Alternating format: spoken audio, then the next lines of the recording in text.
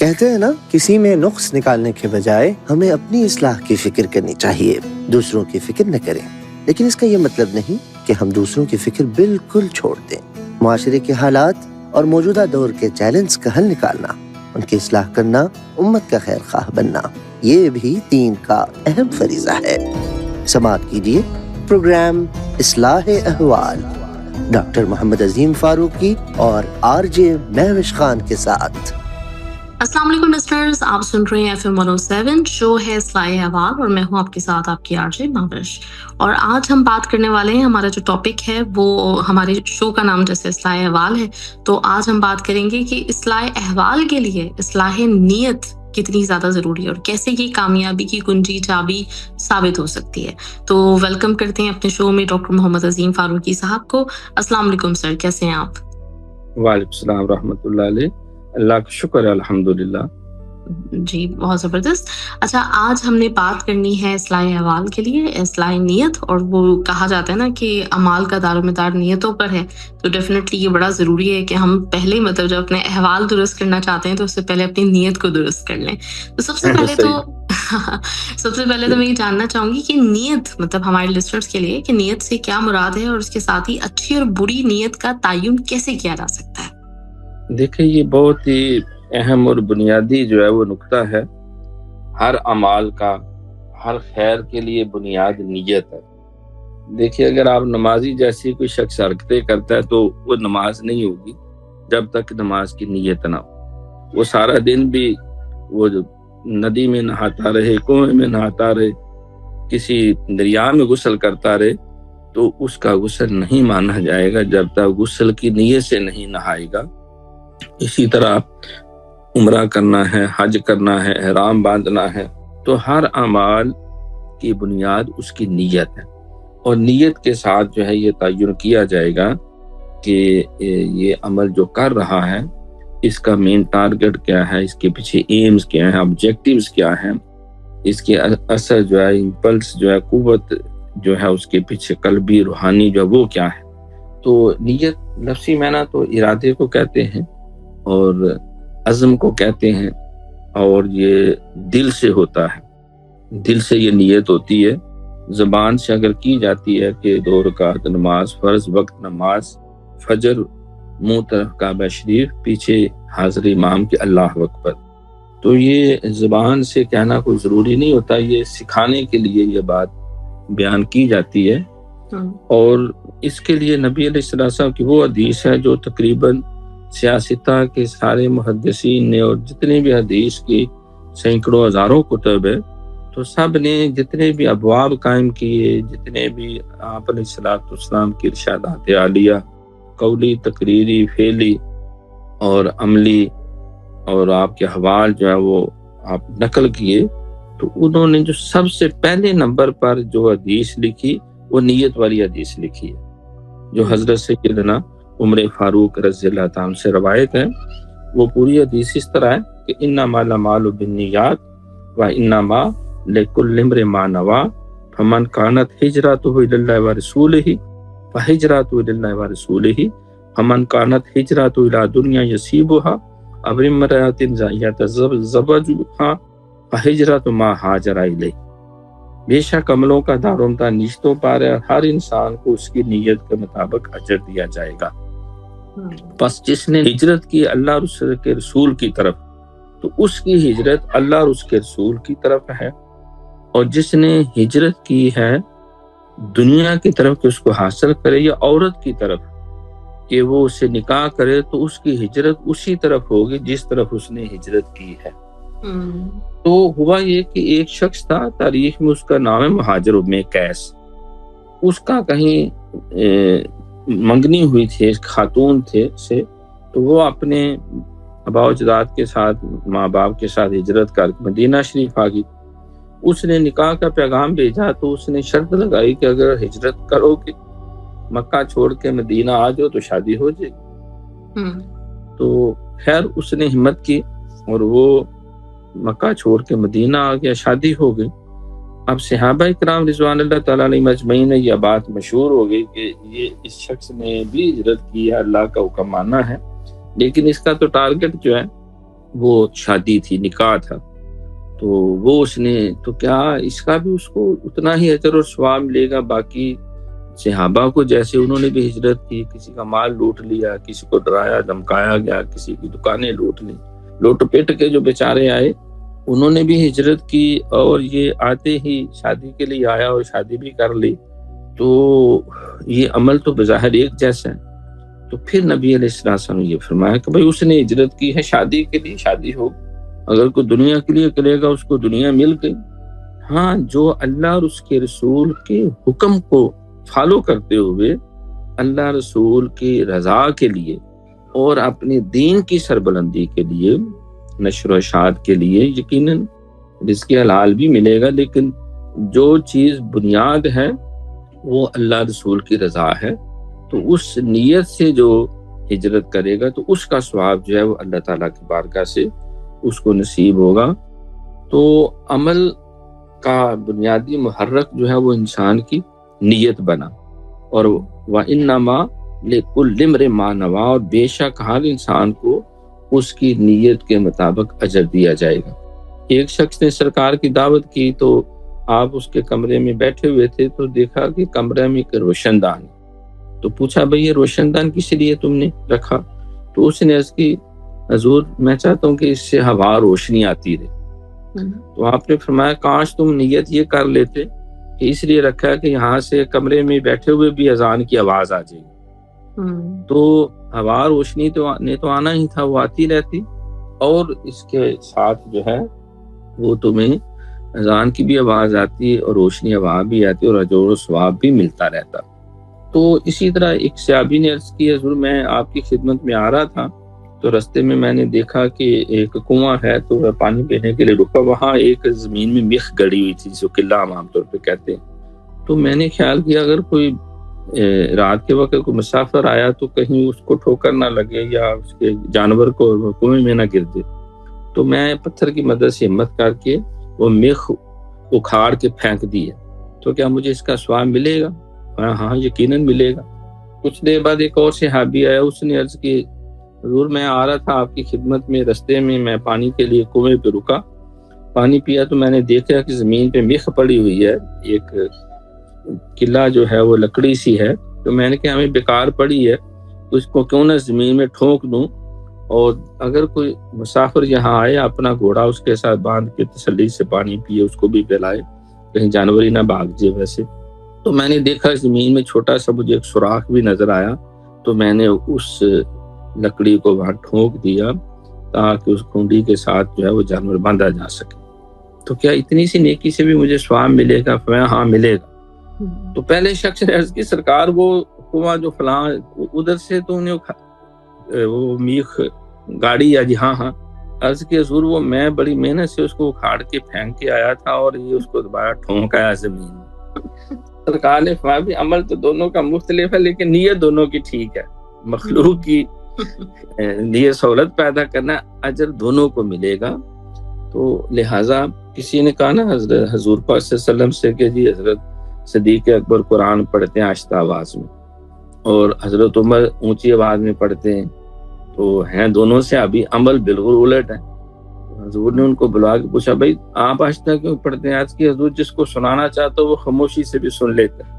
فاروق اعظم سے پوچھا بھائی تم اونچا کیوں پڑھے؟ فرمایا حضور میں چاہتا ہوں میں اپنی غفلت بھی دور کرتا ہوں اور غافلوں کو بھی بیدار کرتا ہوں کہ وہ بھی جو ہے بجائے گپے شپے مارنے کے قرآن پڑھنے کے دھیان لگے۔ تو گویا کہ نیت کے اوپر جو ہے وہ اعمال کا دار و مدار ہے، اس لیے ہمیں جو ہے وہ کوئی بھی عمل کرنا ہو تو اس کو سب سے پہلے اپنے دل کو پاک و صاف کیا جائے، کیونکہ جب تک نیت پاک نہیں تو اعمال کی حیثیت نہیں۔ سرکار نے فرمایا کہ سنو کہ ان اللہ لا ينظر الى صورکم ولا الى اموالکم ولکن ينظر الى قلوبکم ونیاتکم، اللہ تمہارے مالوں شکلوں کو نہیں دیکھتا بلکہ وہ تو تمہارے دلوں کو دیکھتا ہے اور دلوں میں چھپے ہوئے تقویٰ کو دیکھتا ہے۔ یعنی اپنے قلب کی اصلاح کرو، اپنے دل کو پاک و صاف کرو۔ یہ بھی بتایا کہ یوم لا ینفع مال ولا بنون الا من اتى اللہ بقلب سلیم، قیامت کے دن تمہارے بیٹے اور تمہارے مال ہو سکتے تمہیں نفع نہ دے، الا من اتى اللہ بقلب سلیم، مگر جو پاک دل لے کے آئے گا. دل جب پاک ہوتا تو تبھی نیت پاک ہوگی. تو گویا کہ تطہیر قلب جو ہے یہ پہلا بنیادی عمل ہے. چاہتے سب ہیں کہ ہوں اوج ثریا پہ مقیم، لیکن پہلے پیدا تو کرو ویسا قلب سلیم. تو ایک اور جگہ فرمایا کہ سنو، لن ینال اللہ لحومها ولا دماؤها ولکن ینالہ التقوی منکم. بھئی تمہارے قربانی کے جانوروں کا گوشت اور خون اللہ استعمال نہیں کرتا، بلکہ تمہارے دلوں میں جو تقوی ہے، جو اخلاص ہے، جو نیت ہے، وہ اللہ کی بارگاہ میں زیادہ معتبر ہوتی ہے. تو اللہ ہمارے دلوں کو دیکھتا ہے. تیرے سینے میں دم ہے، دل نہیں ہے، تیرا دل گرمی محفل نہیں ہے، گزر جا کل سے آگے کے یہ نور، چراغ راہ ہے منزل نہیں ہے. تو قلب کی تطہیر جو ہے وہ جتنا قلب پاک ہوگا عمل اس کا اجر بھی اتنا ہی زیادہ ہوگا. ایک شخص نماز پڑھتا ہے، اس کی نیت میں گزارا مزارا ہے تو اتنا ہی ثواب ہے جس کی نیت اللہ کا قرب ہے. قرآن میں جس طرح اللہ فرماتا ہے وہ سجدے والی آیت کہ تم اللہ کے آگے سجدہ کرو اور اللہ کے قریب ترین ہو جاؤ، یعنی قریب ترین کا جو رتبہ اور مقام ہے. تو لہٰذا اس کا سجدہ جس نے غفلت سے کیا اور جس نے اخلاص نیت سے کیا، وہ سجدہ جو اللہ کے نبی نے کیا، وہ سجدہ جو ایک عام مسلمان نے کیا، سجدہ تو بظاہر ایک ہے، لیکن جو قلب کے اندر وارفتگی کا احساس، وہ ایک سجدہ جسے تو گناہ سمجھتا ہے 1000 سجدوں سے دیتا آدمی کو نجات. تو اس کی جو حیثیت ہے کہ علامہ اقبال نے بھی کہا کہ مسجد تو بنا دی شب بھر میں ایمان کی حرارت والوں نے، دل اپنا پرانا پاپی ہے برسوں میں نمازی بن نہ سکا، کعبہ کس منہ سے جاؤ گے غالب، شرم تم کو مگر نہیں آتی. تو قلب کی تطہیر جو ہے وہ نیت کی تطہیر اس کے ساتھ مشروط ہے. جب تک انسان کا قلب پاک نہیں، اب قلب پاک کیسے ہوگا؟ قرآن تو کہتا ہے فی قلوب مرض فزادہم اللہ مرض، ان کے دلوں میں مرض ہے، کفر ہے، شرک ہے، حسد ہے، کینہ ہے، لالچ ہے، تکبر ہے، گندی خواہشات ہیں. یعنی زمین پہ سجدہ اللہ کے آگے ہے، لیکن دل جو ہے وہ کاروبار کر رہا ہے، دنیا داری میں پھنسا ہوا ہے، تلاوت بھی ہو رہی ہے، لیکن دل جو ہے وہ تجارت کے کاموں میں بھی الجھا ہوا ہے.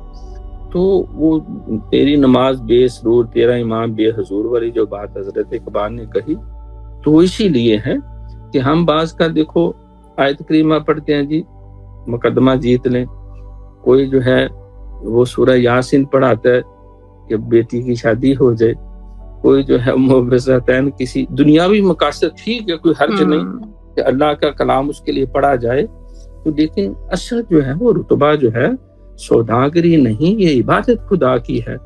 اے ناس من جزا کی تمنا بھی چھوڑ دے، جب تم اللہ کی آرزو کرو گے، رضوان من اللہ اکبر، اللہ کہتا ہے سب سے بڑی شے تو میرا رضوان، رضا حاصل کرنا. تو تمہیں جب میری رضا ملے گی تو کیا تمہاری شادی نہیں ہوگی؟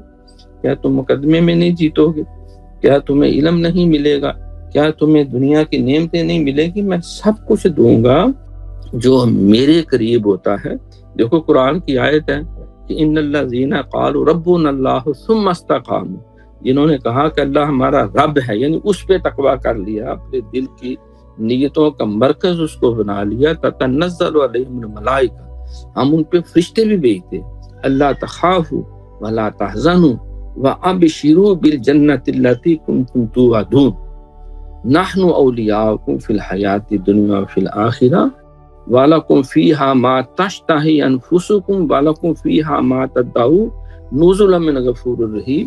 ہم فرشتے بھی بھیجتے ہیں، ہم تمہارے ساتھ دوستی کا حق دنیا میں بھی آخرت میں بھی نبھائیں گے، اور جو تمہارا دل چاہے گا ہم وہ تمہیں عطا کریں گے. اور واقعی حضور کے ایک حدیث ہے کہ جو اللہ کی رضا کے لیے عبادت کرتے ہیں تو اللہ اس کو بغیر مانگے ہوئے مانگنے والوں سے بھی زیادہ عطا کر دیتے ہیں. تو اس لیے جو میں سامعین سے یہ عرض کروں گا کہ اپنی نیت کی اصلاح جو ہے اللہ والے جتنے بھی ہیں وہ کہتے ہیں کہ سب سے مشکل ترین کام جو ہے وہ اپنی نیت کو خالص کرنا ہے، کیونکہ نیت خالص جتنی ہوگی وہ عمل اتنا زیادہ نفع رساں ہوگا، اجر و ثواب کا باعث ہوگا۔ تو اس کے لیے ہمیں اللہ والوں سے رہنمائی بھی لینی چاہیے، اللہ کا ذکر بھی کرنا چاہیے، اور سب سے بڑھ کے اللہ سے دعا بھی کرنی چاہیے کہ اللہ ہمیں تطہیر قلب عطا فرماؤ۔ آمین۔ بہت خوب جی لسنرز، یہاں پہ ہم لیتے ہیں ایک بریک، اور بریک کے بعد واپس آتے ہیں، گفتگو کا سلسلہ آگے بڑھائیں گے، آپ لوگ ہمارے ساتھ ہی رہیے۔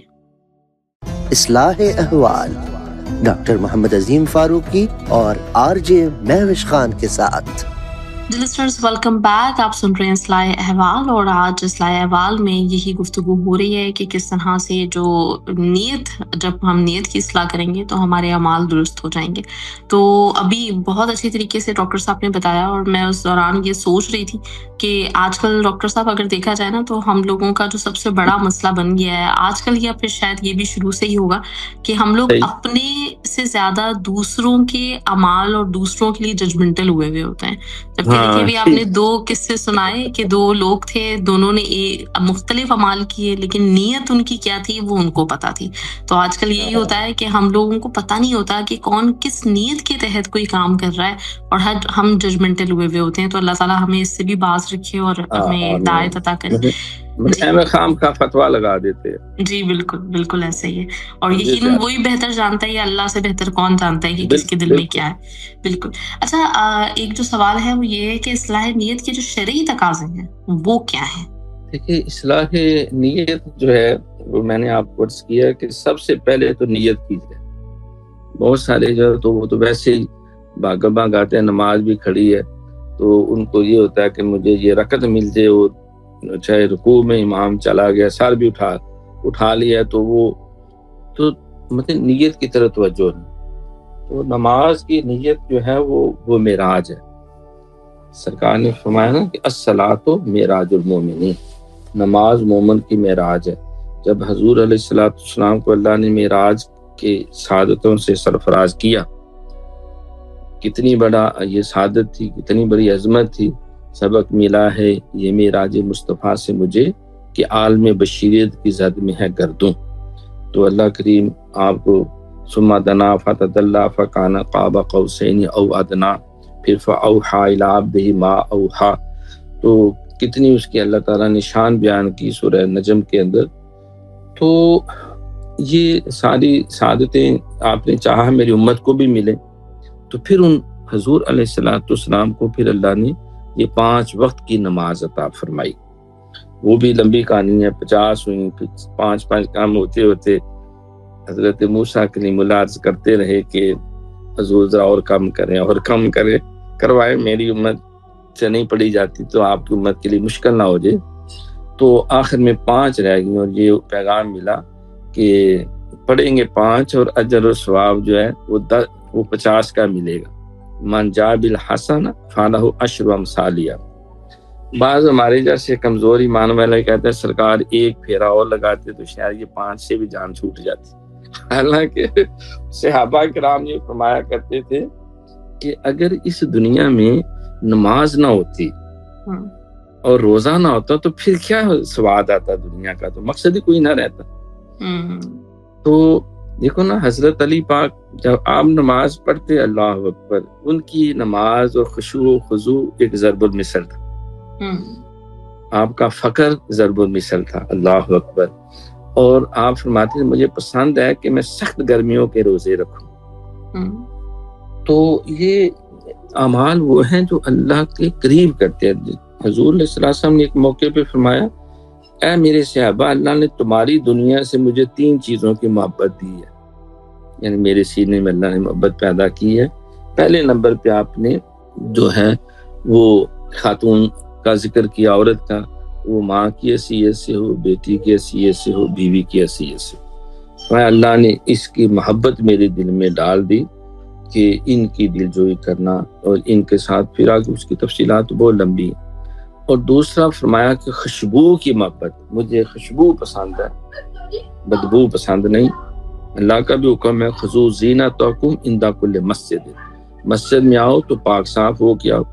السواک والتطر من سنن الانبیاء، یہ بھی آپ نے فرمایا کہ مسواک کرنا اور جو ہے خوشبو لگانا یہ سارے نبیوں کی سنت ہے.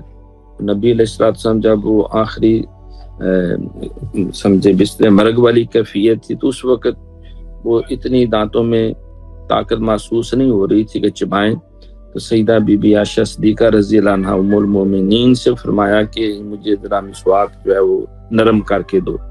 تو انہوں نے اپنے دانت مبارکوں سے اس کو نرم کیا اور سرکار نے اسی طرح دانت وہ مسواک دھوئے بغیر اپنے منہ میں ڈال کے مسواک فرمائی.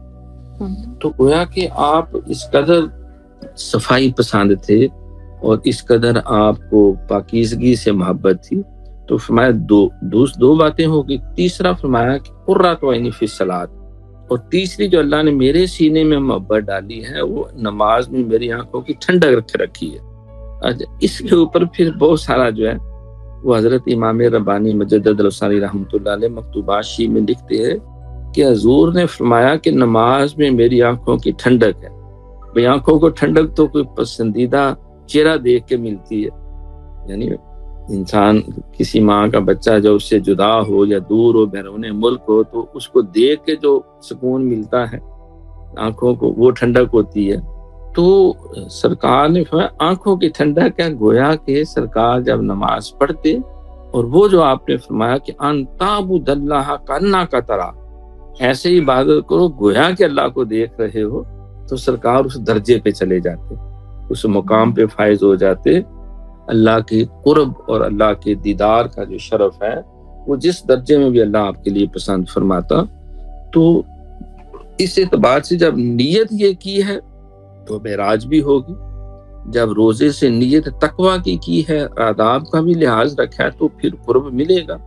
جب زکوٰۃ سے تطہیر مال مقصود ہے اور وہ حسنات و برکات جو اللہ نے زکوٰۃ کی ادائیگی سے وابستہ کی ہیں کہ جو مال سے زکوٰۃ دیتا ہے میں اس کے دل کو پاک کرتا ہوں، میں اس کے مال کو پاک کرتا ہوں، میں پورا سال اگر سال آنے تک اس کے مال کی حفاظت کرتا ہوں، میں اس کے اخلاق کی حفاظت کرتا ہوں، تو کتنی اس سے برکتیں حاصل ہوتی ہیں. جتنی نیتیں ساتھ اٹیچ کرتا جائے گا اتنا اجر اس کا بڑھتا جائے گا.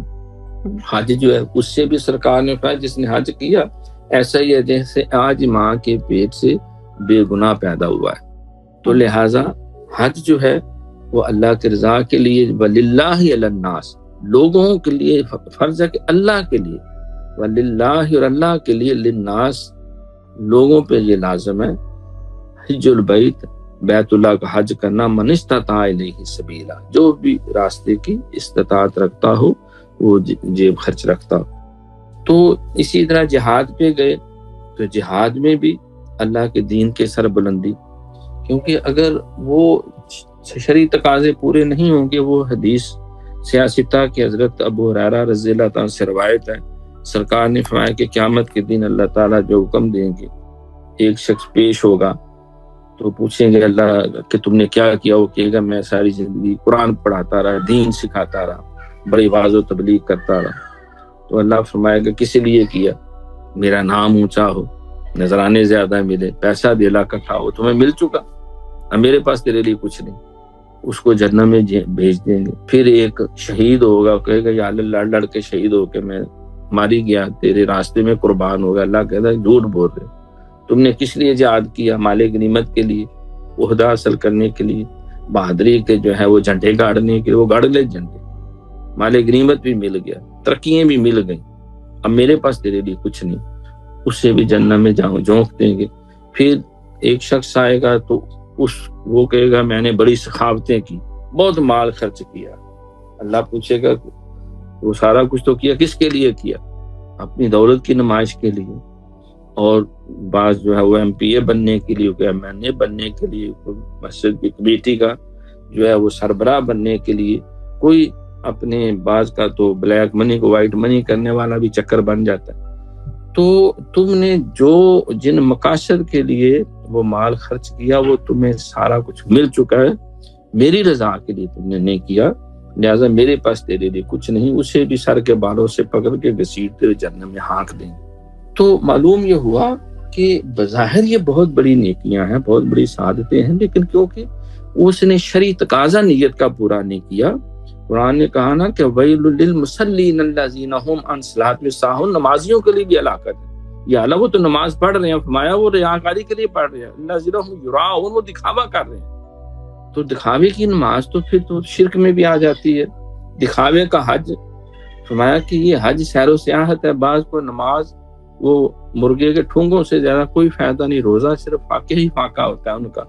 تو ان کے بظاہر اعمال جو بہت بڑے بعض کا انسان کو نظر آ رہے ہوتے ہیں، جب اس میں نیت ٹھیک نہیں ہے تو وہ فرائض کی ادائیگی اخلاص نیت سے سارا انجام دینا ضروری ہے، لازمی ہے۔ ادروائز رہ گئے رسم ازاں، روح بلالی نہ رہی، فلسفہ رہ گیا، تلقین غزالی نہ رہی۔ تو نقش ہے سب ناتمام، خون جگر کے بغیر، نغمہ ہے سودائے خام، خون جگر کے بغیر، بدن میں دوڑنے پھرنے کے ہم نہیں قائل، جو آنکھ ہی سے نہ ٹپکے وہ لہو کیا ہے۔ تو ضرورت اس بات کی ہے کہ اپنے قلب کے اندر پاکیزہ جذبے ساتھ جوڑے جائیں، تو پھر جو ہے وہ مومن خواہ مومن نے کہا نا کہ شب جو مسجد میں جا پھنسے مومن، رات کاٹی خدا خدا کر کے۔ تو یعنی وہ پھنسے پھسائے چلے گیا، مجبوراً وہ رات گزارنی پڑی۔ وہ مسجد میں رہ کر بھی وہ گویا کہ وہ خدا سے دور ہے۔ داتا گنج بخش علی جویری نے بھی کشف المعجوشی میں ایک واقعہ لکھا کہ ایک شخص کعبہ کے ساتھ لپٹا ہوا ہے اور رو رو کے دعائیں کر رہا ہے، تو میں دیکھ کے بڑا مجھے اس پہ رشک آیا۔ میں نے جب قریب ہو کے جائزہ لیا، اللہ نے مجھے آگاہ کیا، وہ دعا کر رہا تھا کہ اے اللہ مجھے دنیا کی دولت دے، مجھے فلاں، یعنی دنیا مانگ رہا تھا۔ میں نے کہا عجیب آدمی کہ کعبے سے لپٹ کے بھی دنیا کے اندر مکمل گرفتار ہے۔ ایک شخص دیکھا مینا کے بازار میں لاکھوں کا سودا کر رہا ہے، اس کے قلب کا جائزہ لیا تو وہ ایک لمحہ بھی اللہ کے ذکر سے غافل نہیں تھا۔ رجال اللہ تلہیہم تجارت ولا بیع عن ذکر اللہ، وہ ہاتھ کارول دل یارول، تو وہ لاکھوں کی تجارت کر کے بھی اللہ کے قریب ہے، وہ کعبے سے لپٹ کے بھی اللہ سے دور ہے۔ تو معلوم یہ ہوا کہ شرعی تقاضے پورے کرنے ضروری ہیں کہ اخلاص سے نیت ہو اور اللہ کی رضا مقصود ہو، تو پھر چھوٹی سی نیکی بھی وہ کو مالیہ جتنی بن جاتی ہے۔ جی لسنرز، ہم یہاں پہ ایک بریک لیتے ہیں، بریک کے بعد پھر واپس آتے ہیں اور پھر ہم اپنی گفتگو کا سلسلہ جاری رکھیں گے۔ اصلاح احوال ڈاکٹر محمد عظیم فاروقی اور آر جے مہوش خان کے ساتھ۔ جی لسنرز، ویلکم بیک، اور ہم بات کر رہے ہیں اس وقت جو بات ہو رہی ہے ہماری اصلاح احوال اور اصلاح نیت کے حوالے سے۔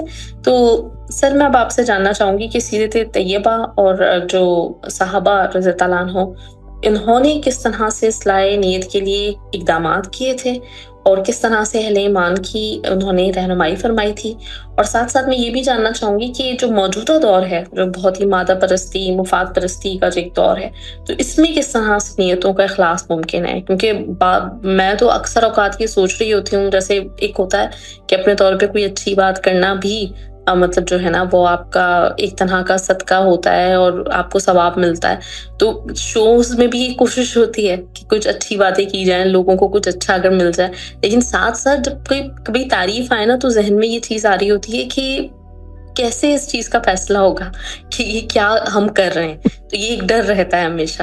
تو پلیز اس پہ ذرا آپ ہماری رہنمائی فرمائیں۔ وہ جین آسٹن کا ایک بڑا مشہور ناول ہے پرائڈ اینڈ پریجوڈائس۔ وہ پڑھتے ہیں تو ایک بیوی اور ایک مرد کو دیکھتی ہے، دونوں کی ضرورت ہوتی ہے کوئی اچھا پرپوزل مل جائے، تو وہ کہتی ہے کہ تیری اس کی تو شکل بھی اتنی معقول نہیں اور اس کا تو لباس بھی اس درجے کا نہیں، تو وہ کہتی ہے کہ اس کے ساتھ جو ہے وہ ڈانس کرنا وہ میرے کیلیبر کے خلاف ہے۔ تو اس کے مقابلے میں ایک بہت خوبصورت دکھایا گیا، بڑا سوٹڈ بوٹڈ، اور اس کی پرسنالٹی جیسے بڑی اٹریکٹیو ہوتی ہے، تو وہ جب بولتا ہے تو لگتا ہے گدھا ہنہنا رہا ہے۔ تو بعض کا یہ آئینی کریکٹر ہو جاتی ہے کہ انسان بعض کا شکل سے دھوکہ کھا جاتا ہے، بعض کا ظاہر سے دھوکہ کھا جاتا ہے۔ تو اس لیے شریعت نے کہا کہ جب تک تم کسی کا کے ساتھ سفر نہ کیا ہو، معاملہ نہ کیا ہو، جب اس کی کہیں سے معتبر گواہی حاصل نہ کی ہو، تو اتنی دیر تک جو ہے کو ہاتھ ملا کر جو ہے وہ تجارت کرنا یا آگے رشتے ناتے جوڑنا جو ہے صرف یہ نہیں کہ باجی اس کے پاس گرین کارڈ ہے، جی بہترین کوالیفیکیشن ہے، وہ پتہ بھی کرو وہ انسان بھی ہے کہ نہیں۔ سرکار نے فرمایا کہ رشتہ ڈھونڈنے نکلو تو سب سے پہلے اس کے کردار کا پتہ کرو، اس کے روزگار کا پتہ کرو۔ تو بات کیا یہ ضمن میں بات آ گئی، تو اصلاح نیت کے لیے جو ہے دیکھیں اللہ والے جو ہیں، ایک شخص جو ہے نبی پاک صلی اللہ علیہ وسلم جب پر دنیا سے پردہ فرما گئے، صحابہ کی بھی تعداد تھوڑی رہ گئی، تو کسی شخص نے صحابہ کی بہت زیادہ فضیلت سنی، یقیناً ہے بھی رضی اللہ عنہ رضوا عنہ، اللہ نے ان کے گھوڑوں کی ولاد یاد دبان فالمور یاد کنا ادھان فالمغیرات صبح فاسن بھی ناکا فواسطن بھی جمع، 5 قسم کی قسمیں گھوڑوں کی کھائیں جن پہ صحابہ بیٹھتے تھے، تو ان کی کیا شان ہوگی؟ تو اس نے کہا وہ صحابی پتہ چلے، انہوں نے بتایا فلاں گاؤں میں ایک صحابی رسول ہے۔ خیر وہ وہاں چلا گیا، کافی طویل سفر کیا اور جا کے پتہ چلا اللہ کے نبی کا صحابی ہے اور زیارت کی، تابعی ہونے کا شرف حاصل ہوا۔ تو انہوں نے کہا حضور میں آپ کی خدمت میں 2-3 دن رہنا چاہتا ہوں، بڑی دور سے آیا ہوں۔ تو 2-3 دن اس نے گزارے، تو گزارنے کے بعد جانے لگا، تو آپ نے پوچھا بھی کہ تم نے بات نہیں پوچھی کس لیے اتنا سفر کر کے آئے؟ تو اس نے کہا جناب مجھے پتہ چلا تھا جو نبی کا صحابی ہے اس کی شان بڑی بلند ہے، لیکن میں نے تو دیکھا میری طرح ہی آپ نمازیں پڑھتے ہیں، اتنا ہی ذکر اذکار کرتے ہیں، اسی طرح روٹی پانی کھاتے ہیں، میں نے کوئی خاص شے نہیں دیکھی کہ اتنا زیادہ رتبہ۔ فرمایا کہ یقیناً تیری بات بظاہر ایسے ہی ہے، لیکن میں جو سمجھتا ہوں، صحابی رسول نے کہا کہ اللہ کے نبی کی صحبت سے ہمیں یہ تعلیم اور پیغام ملا ہے کہ میں تمہاری ہی طرح زندگی گزارتا ہوں جس طرح گزار سکتا ہے بندہ ہے، جو نمازیں پڑھنی، حقوق اللہ حقوق العباد ادا کرنے، لیکن حضور سے ہمیں یہ تعلیم ملی کہ ہم رات بعد میں چارپائی پہ سوتے ہیں، پہلے جو ہے سچی توبہ کر کے اور اپنے دل کو کینے سے پاک کرتے ہیں، انسانوں کے لیے، مخلوق کے لیے بدگمانیاں جو ہوتی ہیں۔ سرکار نے فرمایا کہ جو سوء ظن رکھنے والا ہے، فرمایا اجتنبو کثیر من الظن ان بعد الظن اسم، یہ بدگمانیوں سے بچا کرو، بہت سی بدگمانیاں گناہ ہیں۔ تو بدگمانیاں لے کے دلوں میں کینے پالے ہوئے ہیں، میرے بھائی نے فلاں موقع پہ ایسا کہا تھا، جب تک یہ خود جو ہے رول نہ جائے اور یہ بھی اسی دکھ و تکلیف سے دوچار ہو جائے، میرے سینے کو ٹھنڈ نہیں پڑنی، فلاں نے میرے خلاف یہ بات کی تھی، فلاں نے وہ کیا تھا، یہ فلاں لیڈر کیا سمجھتا ہے، تو دل وہ بغض سے، اناد سے، کینے سے، حسد سے بھرا۔ تو فرماتے ہیں ہمیں سرکار نے فرمایا کہ سونا بعد میں پہلے اپنے دل کو ہر مخلوق کے بدگمانیوں سے، کینوں سے پاک کرو، اور کسی سے نے زیادتی کر بھی دی ہے تو سونے سے پہلے معاف کرو، اور اللہ کو گواہ بنوا، اللہ تو گواہ ہو جا کہ میں نے اپنے باپ کو، بھائی کو، بیوی کو، شوہر کو فلاں، کیونکہ لوگ تو شوہر کو نہیں معاف کرتے، بیوی کو نہیں معاف کرتے، ماں باپ سے کوئی زندگی میں خطا ہو جائے، بھائی سے ہو جائے، اسی کو پلے باندھ۔ تو ہم سونے سے پہلے اپنا دل قلب سلیم بنا کے سوتے ہیں، تو یہ میں سمجھتا ہوں ہو سکتا ہے فرق۔ ہاں واقعی یہ آپ کی بات ٹھیک ہے، ہم جب سوتے ہیں تو ہمیں ان چیزوں کا احساس نہیں ہوتا۔ تو اللہ کے نبی کا صحابی دیکھو، جن کو سرکار نے نگاہ نبوت سے تطہیر کی، وَيُطَهِّرُهُمْ، وہ تمہاری تطہیر کرتا ہے، پاک کرتا ہے۔ تو وہ پاک ہونا یہی ہے کہ انسان کا دل کینے سے پاک ہو، بغض سے پاک ہو، اناج سے پاک ہو، منافقت سے پاک ہو، حسد، لالچ، تکبر، غصے سے پاک ہو، مخلوق کے لیے اس کا سینہ جو ہے وہ روشن اور منور ہو۔ تو یہ ایک بہت بڑا وصف ہے۔ تو اپنی نیت کا اخلاص وہ قلب کی تطہیر کے ساتھ ہے۔ تو صحابہ کرام یا اللہ والے جو ہیں، اب یہاں میں ایک ٹیکنیکل فقہی بات عرض کرنا چاہتا ہوں۔ 3 قسم کے اعمال ہیں جو انسان سر انجام دیتا ہے۔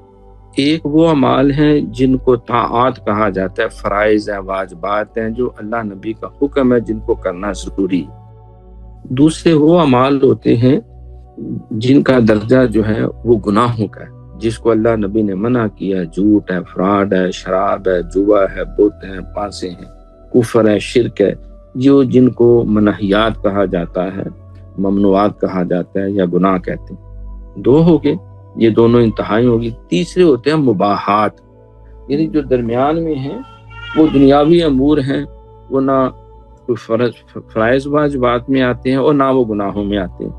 اب اس پہ پھر اللہ والوں نے بڑی تحقیق کر کے اس بات کی چھانٹ پھٹا کر کے بتایا، جو فرائض ہیں، نماز، روزہ، حج، زکوٰۃ اور عبادات، قرآن کی تلاوت، امور خیر جتنے ہیں، ان کے لیے نیت کو پاک اور صاف کرنا فرض ہے، ضروری ہے، اس کے بغیر وہ عمل بے روح ہو کے رہ جاتا ہے۔ آگیا نا کیا جیسے حدیث میں آتا ہے کہ الدعاء مخ العبادت، دعا عبادت کا مغز ہے، یعنی عبادت کا مغز دعا ہے۔ تو یہ مغز جو ہے نا، وہ دعا کیا ہے؟ وہ جذبہ ہے، وہ نیت ہے جو انسان کے اندر چھپی ہوئی ہوتی ہے۔ ایک عبادت ہے، ایک اس کا مغز روح ہے۔ تو اس خلاص نیت یہ روح ہوتی ہے۔ تو جتنے فرائض ہیں ان کو کرنے سے پہلے نیت کو خالص کرنا فرض عین ہے۔ ہمارے ایک دوست ہیں، کہتے جی میں اس مہینے بھی 2 دفعہ عمرہ کر کے ہوں، میں نے اپنے بچے کو بھیجا۔ میں یار اتنے پیسے ہیں تمہارے پاس؟ کہتا ہے حضرت صاحب میں بزنس کرنا، وہاں سے سونا لے کے آتا ہوں اور وہ وہاں اتنے کیرٹ کا ہوتا ہے، یہاں اتنے کیرٹ کا ہے، اور میں پہلے گاہک پکڑتا ہوں۔ تو گویا کہ وہ عمرہ شمرہ جو ہے ٹھیک ہے، بظاہر کی عبادت ہے، لیکن اس کا مین ٹارگٹ جو ہے وہ بزنس ہے، اللہ کی رضا اور دین کی سربلندی اور دیگر جو اس کے ساتھ مقاصد شامل ہیں۔ تو تمام فرائض کے لیے اخلاص نیت ضرور۔ دوسرے گناہ کے کام ہے، کوئی جھوٹ بولتا ہے، کوئی شراب کا کام کرتا ہے، کوئی اور غلط کام کرتا ہے، اس کے لیے جتنی مرضی اچھی نیت ہو وہ گناہ ہی رہتے ہیں۔ یہ نہیں کہ نیت اچھی کر لی کہ میں اس لیے رشوت لے رہا ہوں کہ میں مسجد کی خدمت کروں گا، یہ سود مجھے مل رہا ہے تو میں اسے حج کرنے جانا ہے، یہ تھوڑا سا غبن کر لوں گا، ملاوٹ کر لوں گا، تھوڑی سی ذخیرہ اندوزی ہو جائے گی، فلاں کے پلاٹ پہ قبضہ ہو جائے گا، مسجد بھی تو بنانی میں نے مریضوں کی بھی خدمت کرنی ہے۔ کسی شخص سے کسی نے کہا نا یار تو مطلب کہ یہ سارا غلط کام کرتا ہے تو تمہیں یہاں نہیں آتی؟ کہتا ہے کہ میں یہ سفرہ بھی تو لگاتا ہوں نا، دوپہر کو جتنے لوگ ادھر کھانا کھاتے ہیں میں انہیں کھلاتا ہوں، تو اس حرام کمائی سے میں نیکی بھی کر رہا ہوں۔ تو اس کو 2 عذاب ہوگا، ایک تو گناہ پہ بنیاد اس نے رکھی اور اس گناہ کی بنیاد پہ وہ اجر بھی لینا چاہتا۔ یہ تو ایسے ہی ہے نا کہ انسان جو ہے وہ گندے پانی سے جو ہے وہ وضو کرے، جی میں وضو تو بڑا اچھا عمل تو بڑا اچھا، بھائی پانی تو گندا ہے۔ تو جو پلید مال ہے، قرآن میں اللہ فرماتا ہے کہ میں نجس سے، خباثت سے، پلیدی سے پاکی نہیں قبول کرتا۔ یا ایھا الذین آمنوا کلوا فی الارض حلالا طیبا۔ تو لہٰذا گناہ جو ہے وہ اس لیے جھوٹ بول رہا ہے کہ افسر خوش ہو جائے گا، ابا خوش ہو جائے گا اور میری پروموشن ہو جائے گی یا پیسے مل جائیں گے۔ وہ ماں باپ کو خوش کرنا، افسر کو خوش کرنا تو ٹھیک ہے، لیکن بنیاد تم نے جھوٹ پہ رکھی، کسی کی غیبت پہ رکھی، کسی کی کردار کشی پہ رکھی، تم نے بنیاد جو ہے اس کی تہمت کے اوپر رکھی۔ تو برائی کا کام، شراب بیچ رہا ہے کہ بھی پیسے ملیں گے، تو ہمیں اپنا محاسبہ کرنا چاہیے، خدا خوفی بھی ضروری ہے۔ تو برا کام جتنی مرضی اچھی نیت سے کرے وہ برائی، اور مباحات یہ ہیں کہ دیکھو خوشبو لگانا کوئی فرض واجب تو نہیں تھا، لیکن وہ لگاتا ہے کہ میں لوگوں کو اٹریکٹ کروں اور اپنی دولت کی نمائش کروں، ذرا اس کا مقصد جو ہے دوسروں کو متاثر کرنا ہے، تو وہ گناہ ہے۔ سرکار نے فرمایا جو اس لیے خوشبو لگاتی ہے بیوی جو ہے وہ بھی غلط ہے، جو مرد لگاتے ہیں وہ بھی غلط ہے۔ تو خوشبو نبیوں کی سنت سمجھ کے لگائیں، ذہنی قوا مضبوط رہتے ہیں۔ نماز پڑھوں گی یا پڑھاں گا، قرآن پڑھیں گے، فرشتے آتے ہیں، ان قرآن الفجر کان مشہودا، فرشتے شامل ہوتے ہیں۔ سرکار نے فرمایا مسجد میں آؤ کچے پیاز کھا کے، مولیاں کھا کے نہ ہو کہ منہ سے بو آئے، تو اس لیے خوشبو لگاتا ہوں۔ اسی طرح مسجد میں بیٹھے رہنا کوئی فرض نہیں، نماز پڑھی جاؤ جا کے کاروبار کرو، اذا قضیت الصلاۃ فانتشروا فی الارض وابتغوا من فضل اللہ، تو نماز پڑھ چکے جاؤ جا کے اللہ کا رزق تلاش کرو۔ لیکن وہ اس لیے بیٹھا رہتا ہے کہ کام اور ہے کوئی نہیں، تو مسجد میں بیٹھ کے میں اگلی نماز پڑھ کے اب جاؤں گا، تسبیح پڑھ لیتا ہوں، قرآن پڑھ لیتا ہوں، تو وہ مسجد میں بیٹھنا ثواب ہے۔ لیکن اگر کوئی اس لیے مسجد میں بیٹھ جاتا ہے کہ بھئی گھر گیا تو مہمان آئے ہوئے ان کی خدمت کرنی پڑے گی، گھر گیا تو لوگوں نے پیسے جنہوں نے لینے ہیں وہ میرے پیچھے چڑھ جائیں گے، اماں کہیں کام بھیج دے گی، بیگم کسی ڈیوٹی پہ بھیج دے گی، بہتر ہے تو دبک کے بیٹھے رہو۔ تو مسجد میں بیٹھنا بھی گناہ بن گیا اس کے لیے، کیونکہ وہ ایک مباح کام کر رہا ہے at the cost of so many liabilities. وہ اپنے فرائض سے فرار اختیار کر کے وہ اس نے گویا کہ ریفیوج اور پناہ لی ہوئی ہے مسجد کے اندر، تو وہ مسجد میں بیٹھنا بیکار ہے۔ اسی لیے اگر انسان کی نیت ٹھیک ہو، پانی پینا عبادت، کھانا کھانا عبادت، رات کو سونا عبادت، بال بچوں کے حقوق ادا کرنا عبادت، کپڑے پہننا عبادت، چلنا عبادت، اٹھنا عبادت، یعنی انسان کا حتیٰ کہ رفع حاجت کے لیے جانا جو ہے وہ بھی عبادت بن جاتا ہے، اگر وہ اللہ تعالیٰ کا حکم سمجھ کے، نبی پاک صلی اللہ علیہ وسلم کی سنت سمجھ کے اور اس طریقے سے ان کو ادا کرے جس طرح پانی پینے کا اللہ کے نبی نے حکم دیا، کھانا کھانے کا اللہ کے نبی نے حکم دیا، کپڑے پہننے کا، سونے کا۔ تو یہ خالص جو مباح کام ہے، دنیاوی کام ہے، تو وہ بھی انسان کی عبادت بن جاتے ہیں۔ گویا کہ 24 گھنٹے اس کا سونا بھی عبادت، اس کا جاگنا بھی عبادت۔ الحمدللہ الذی احیانا بعد ما اماتنا والیہ النشور، یعنی اٹھ کے اس نے دعا پڑھ لی اور سونے سے پہلے بھی دعا پڑھ لی، بسم اللہ شریف پڑھ کے کھانا شروع کیا اور دعا مانگ الحمدللہ الذی اطعمنا وسقانا وکسانا وآوانا والباسنا واجعلنا من المسلمین، یہ پڑھ لیا۔ تو حتیٰ کہ کوئی دکھ بھی پہنچا تو فرمایا کہو انا للہ و انا الیہ راجعون۔ جب تم یہ پڑھو گے تو پھر کیا ہوگا؟ اولئک علیہم صلوات من ربہم ورحمہ، میں اپنے سارے درود اور سلامتیاں تم پہ نازل کروں گا، واولئک هم المہتدون، تمہیں ہدایت کی سند بھی تیرا رب تمہیں خود عطا کرتا ہے۔ تو گویا کہ یہ امور جو خالصتاً دنیاوی ہوتے ہیں، بری خبر سنی یہ پڑھ لیا، کسی نے بری بات کی لا حول ولا قوت الا باللہ پڑھ لیا، چھت پہ اوپر جا رہا ہے اللہ اکبر پڑھ رہا ہے، نیچے اتر رہا ہے سبحان اللہ پڑھ رہا ہے، مسجد میں جا رہا ہے اللہ افتح لی ابواب رحمتی، باہر نکل رہا ہے پھر اس نے دعا پڑھ کر اللہم انی اسألک من فضلک ورحمتک، سواری پہ بیٹھا ہے سبحان اللہ سخر لنا ھذا ما كنا له مقرنین وانا الی ربنا لمنقلبون، جتنی دیر بیٹھا ہوا ہے خود بھی محفوظ اور عبادت۔